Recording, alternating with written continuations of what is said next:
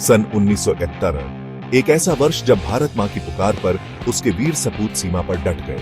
पूर्वी पाकिस्तान में अत्याचार का तांडव मचा हुआ था। लाखों शरणार्थी भारत आने को मजबूर थे। हमारे देश के लिए यह अग्नि परीक्षा का समय था। भारत शांति चाहता था, परंतु शांति तभी संभव थी जब अत्याचार का अंत होता। भारतीय सेना को पाकिस्तान के खिलाफ मोर्चा खोलने का आदेश मिला। यह एक धर्म युद्ध था, मानवता की रक्षा के लिए। सारे देश में जोश और उत्साह का माहौल था। हर कोई सेना के साथ खड़ा था।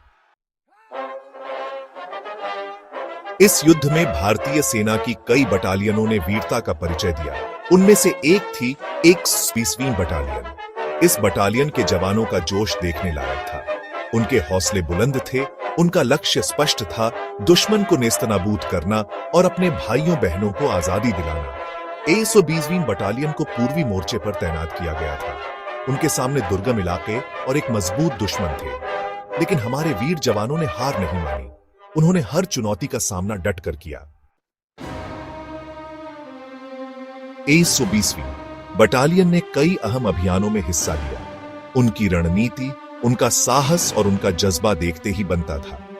उन्होंने दुश्मन के कई बंकरों को ध्वस्त किया, उनके कई टैंकों को नेस्तनाबूद किया। पाकिस्तानी सेना भारतीय जवानों के हौसले के आगे टिक नहीं पाई। वे पीछे हटने लगे।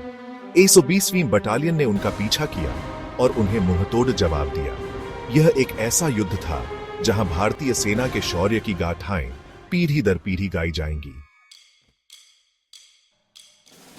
1971 का युद्ध केवल 13 दिन चला, लेकिन इसने इतिहास में अपना नाम स्वर्ण अक्षरों में लिखवा लिया।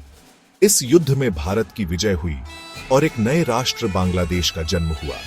यह विजय लाखों लोगों के बलिदान और करोड़ों लोगों की दुआओं का नतीजा थी। इस युद्ध में 120वीं बटालियन ने जो शौर्य और बलिदान दिखाया, वह हमें हमेशा प्रेरित करता रहेगा। यह हमें याद दिलाता है कि हमें अपने देश की रक्षा के लिए हमेशा तैयार रहना है। यह हमें बताता है कि जब हम एकजुट होते हैं तो कोई भी ताकत हमें हरा नहीं सकती।